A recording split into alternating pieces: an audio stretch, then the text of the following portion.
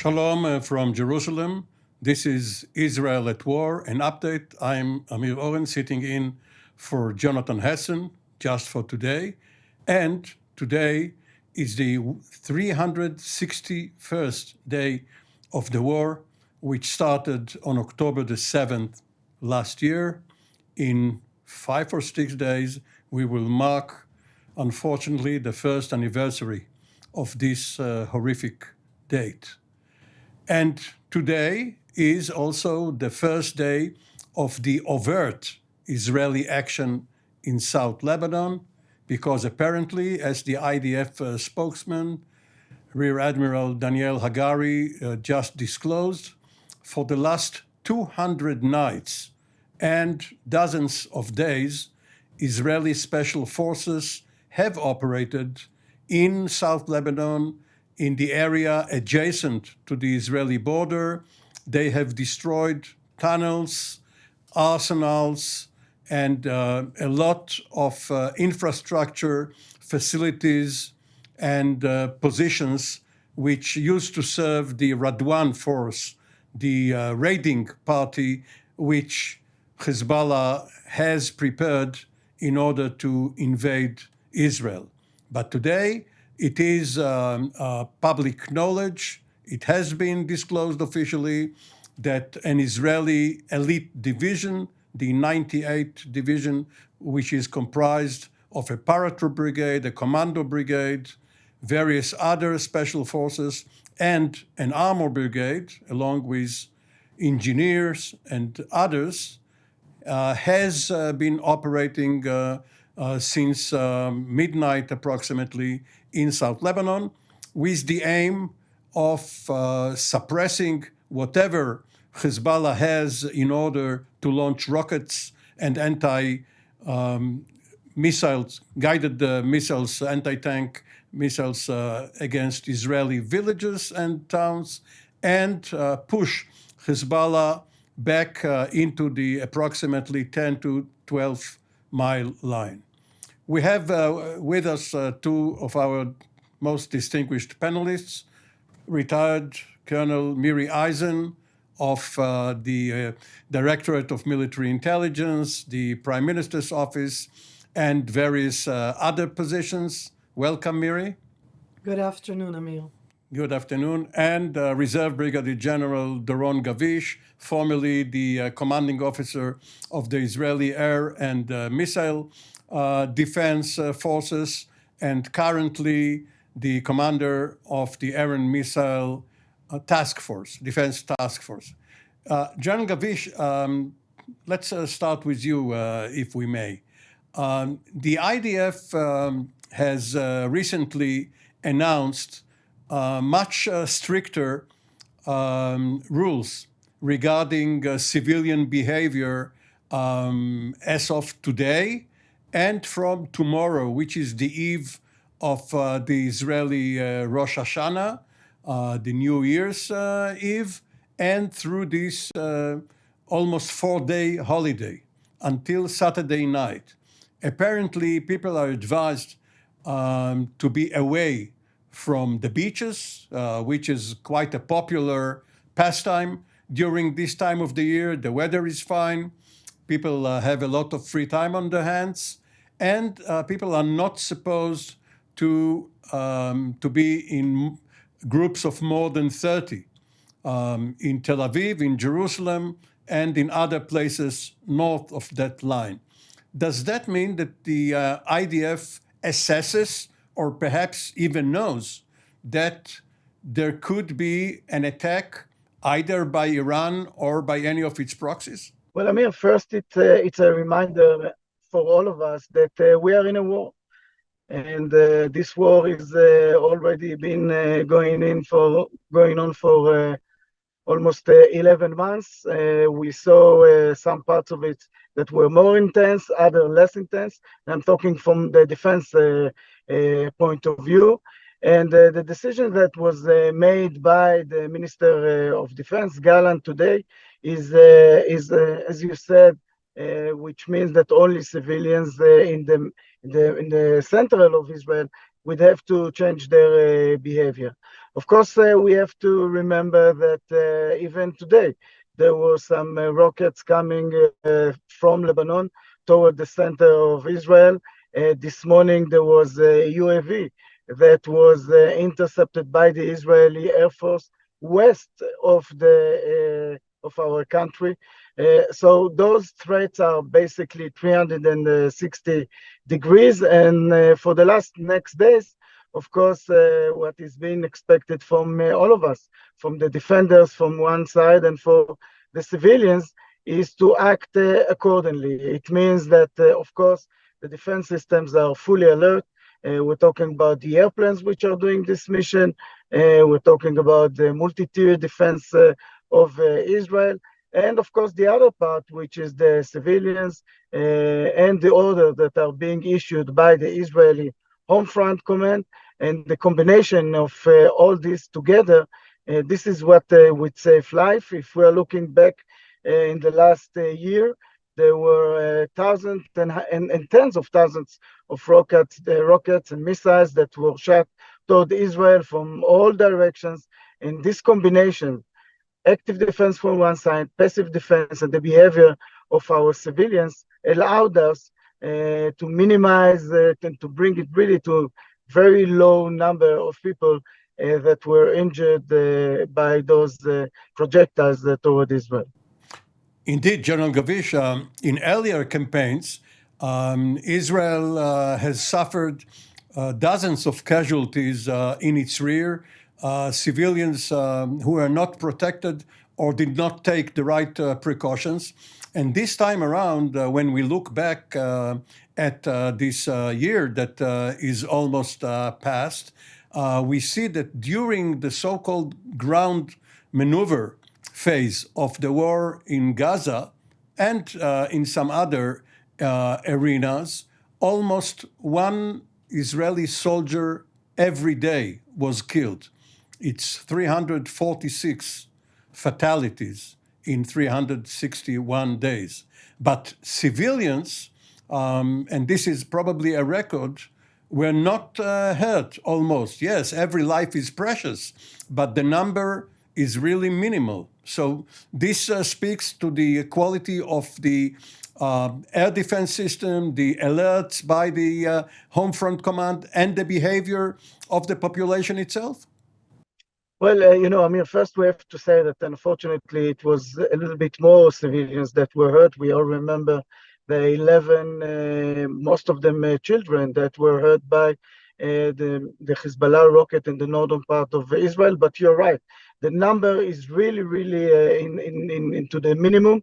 And the reason of it is that, we could say that along those years, those months during the last year, unfortunately, our system and our men and women which are operating them became more experienced.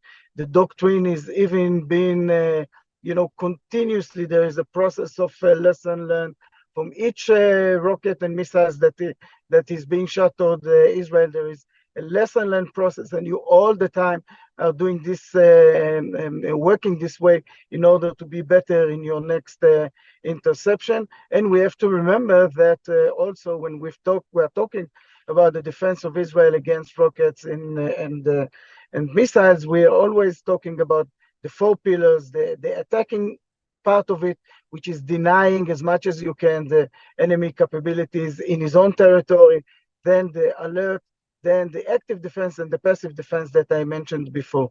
So you combine all of those together, and indeed we could say that we have a good, or maybe we could say even a very good defense over the skies of Israel. But once again, we have to say that it is not hermetic, and also to the civilians of Israel, because we all have to be very aware that as large as is the missile, although you intercepted, the debris are still falling into the ground, and that those could be large ones. So once you are in a shelter, or you're, doing whatever is being expected from you, as it is issued by the orders of the Home Front Command, you probably would be able to save your life. Yes, it's a pity that Israel was not able, for all its ingenuity, to repeal the law of gravity, so that stuff is still coming down on our towns and cities, and fortunately, very rarely on people's heads. Colonel Eisen, you're one of our top experts in the art and science of information in both senses. Intelligence, let's say, call it the input of information, and then the output, the way the media handles what Israel is telling the world, is showing the world, is trying to project. So far, how do you judge the impact that Israel had over the last couple of weeks? Indeed, since mid-September, with the amazing series of successes achieved by Israeli intelligence, the Israeli Air Force, and other links in the Israeli defense chain. So I'm going to address that question, and I'm going to continue from what General Gavish was saying before, because you get to one of the gaps. On the one hand, the international community is in awe, just like we ourselves right now are definitely looking at the intelligence capabilities and the operational capabilities that went hand in hand in the actions that Israel has done over the last 2 weeks. But I want to take for a moment just the events of today, that description of our passive defense, active defense, what I'm supposed to do as a citizen, what you, Amir, is supposed to do, what Doron is supposed to. We're all supposed to do this, both as citizens. And I'm on BBC today. And the focus at the beginning was about the attacks that Israel is doing against civilians in Lebanon. And think of the description that Doron was just giving before of you want to attack those rockets before they fire them. That would be the first operational side. And then afterwards, you want to have a siren so that we can all feel safe. And then you want to have active defense that's going to intercept them. And I'm sitting on BBC, and that first initial description was done as being, this is about Israel, the aggressor. And then they interviewed me after there was a siren.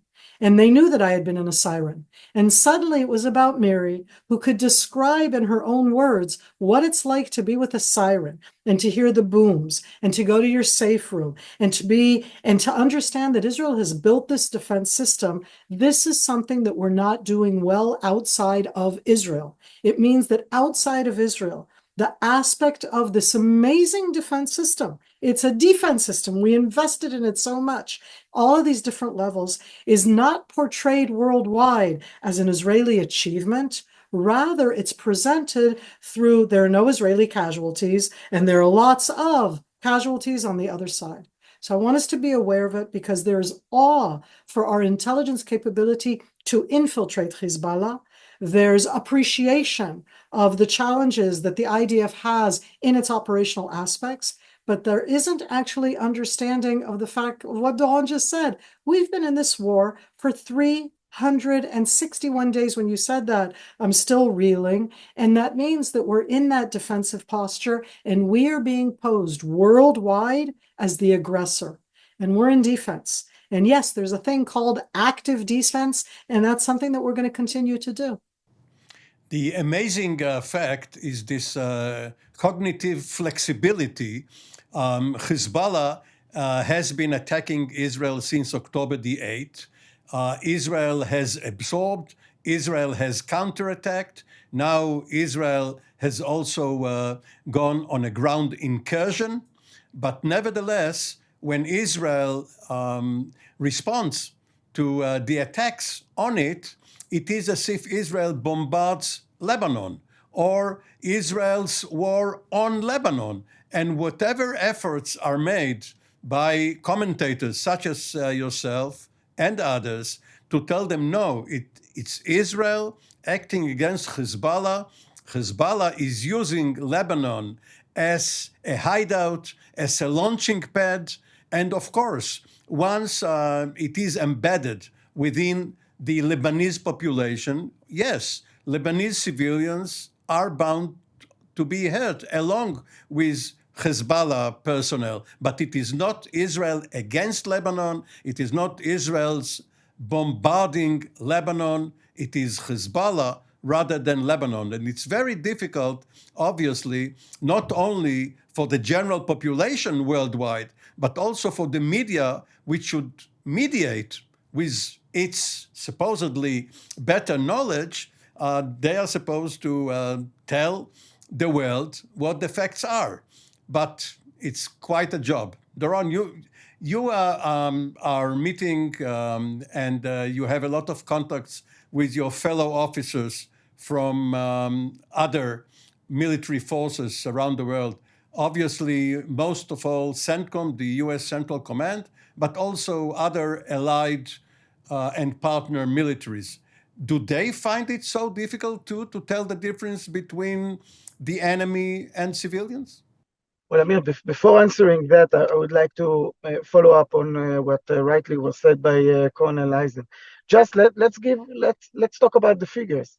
We are talking about 8,000 rockets that were shot from the Hezbollah, from Lebanon soil toward Israel in the last year.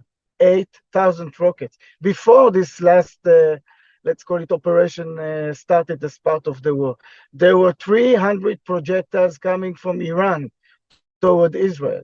There were 350 projectiles coming from Yemen toward Israel. When there were 20,000 rockets coming from the Hamas in the Gaza Strip toward Israel. Those are the numbers. Israel didn't provoke or started this war with the Hezbollah. Israel didn't attack first the Iranian, didn't attack them at all. Israel didn't attack in Yemen before they shot all of those projectiles toward Israel. By the way, very long distance missiles, which are carrying half a ton or a ton of explosive. Imagine yourself that those were not intercepted by the Israeli air and missile defense. The damage that could be done here in Israel, it could be really devastating if we're talking about a house or something like this. So this is the first comment that I would like to make, following what was mentioned by Colonel Eisen. The other thing is that, you know, we also Miri talked about the Lebanese and the civilians of Lebanon. We saw the footages that were released now by the Israeli spokesman, by General Hagari. We saw the same pictures, the same operandi that we've seen in the Gaza Strip. You see a house, you see there is the room for the kids, and under it there is a tunnel with explosives and weapons and whatever that would be used in order to attack Israel. And for me, what really struck me was that he showed a map that is showing the towns of Israel, the towns in the northern part of Israel, those towns that would be occupied by the forces, those people that would be killed, exactly as we've seen on the Gaza Strip. So there is no more justified war as the war that we are fighting. There is nothing more justified than getting into Lebanon to do what is needed close to the Israeli border in order to make sure that this threat toward the Israelis won't be there. And I don't see anything more justified from this. I know that I've spoken a bit more than what you planned for the answer, so I would say shortly that our brothers, this is how we call them, from CENTCOM, defending shoulder to shoulder the state of Israel. I'm talking about defending against the ballistic missiles and those projectiles. They did it in the past. They're doing it all along the time. We see it again and again happening against the UAVs that are coming from Yemen that are being intercepted by them. We see, of course, we all remember the 14th of April, that they were part of the defense of Israel. So for them, there is no question. This is a justified war. They see it, they feel it, and they are part of it, enhancing the defense of Israel. And this is, again, opportunity to show our appreciation to what they do. We have this statement, partners in peace, brothers in war. This is how we feel toward the men and women, the warriors of CENTCOM that are in our region, and they are here risking their life for the defense of Israel. Doron, please don't worry. We always expect your pearls of wisdom. You may always say more than you planned, but at times you can plan for less. And Miri, Let me ask you about the two additional wars that we are fighting. There is this kinetic war, which is being fought by the IDF, the Internal Security Agency, Shabak, by Mossad, by the Border Patrol and other police forces. But there is also the war for legitimacy in international fora such as the United Nations and the ICC and ICJ at The Hague. And the third war, the war for hearts and minds, which is being conducted through the media. And that war has another level above the military echelon, the political, that is diplomatic level of what is the military action supposed to achieve. Does Israel have any success in formulating and then explaining and then convincing regarding its political case in Lebanon, for instance?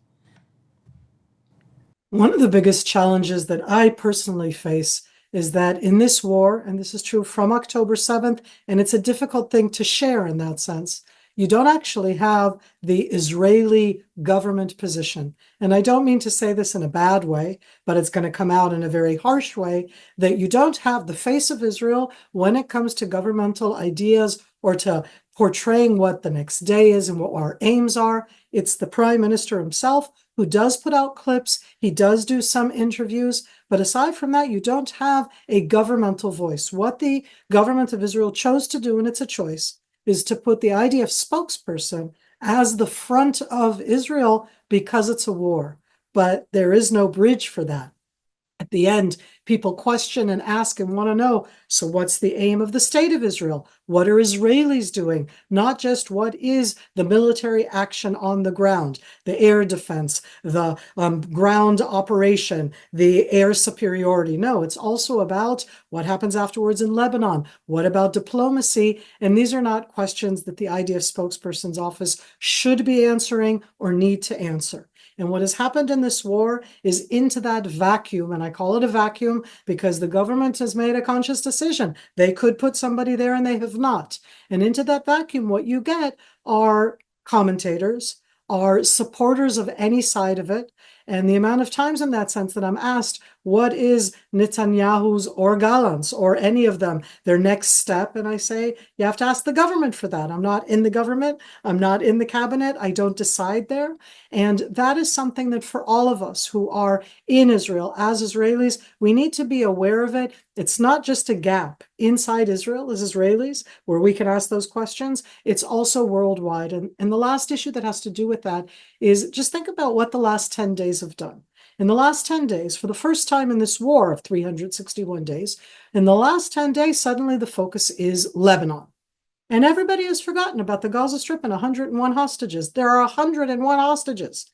And I say that because in the world media, suddenly, and I could feel bad, by the way, for the people in the Gaza Strip. I think that their life is horrible. I think that Hamas have done a horrible thing for them. And I don't think we make it any easier. And I also have 101 hostages there.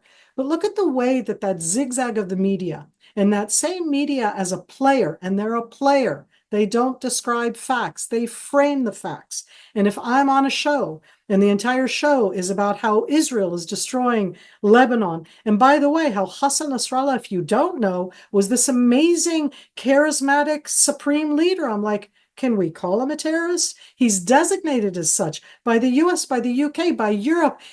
It's a real gap that we need to be able to bridge. And part of that is that Israel as a country, the Ministry of Foreign Affairs does lots of things, but at the end, you need to have somebody who comes out and gives the official line, and that we have not had from October 7th. So finally, a question for both of you, please, in less than a minute each. Miri, you go first.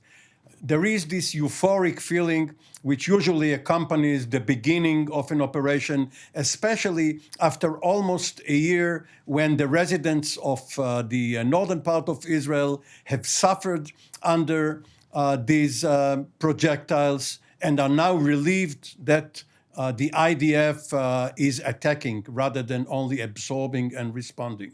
How long can this euphoric feeling last before the population starts getting sour? First of all, it's not a stroll in the park. So that first thing will be casualties from up north. And there will be casualties. It's a war. There's friction. Hezbollah is sitting there and wants us to come in. That doesn't mean we're not coming in ourselves. But I do think that in this case, that the last 10 days and this continuation is giving us the continued resilience that we all need on the eve of this Jewish New Year. We are on the offensive, and being on the offensive gives you resilience. Doron, we are, most of us at least, the older observers of the Litani operation in 1978, and the Lebanon War 82, and then 2006, and now this time.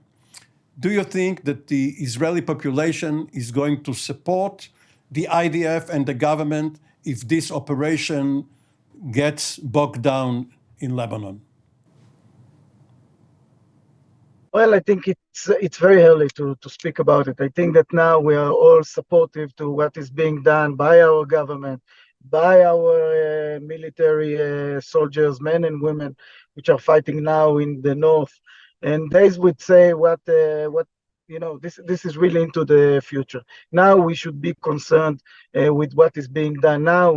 Now we should be concerned in winning this war, this justified war against the Hamas and against the Hezbollah, two terrorist organizations. Iran is there also, the Houthis are there. So this is what need to be really focusing, and I fully agree. And it's all about our resilience and also the deterrence. And I think it is there. And I hope that the next year would be much better one after, what is being done would bring its results. General Gaviv, thank you for planning exactly to size, and a happy new year. Colonel Eisen, the same to you too. Thank you both. This has been Israel at War, an update from TV7 News Israel in Jerusalem. We will be back with another edition of this update very soon. Shalom.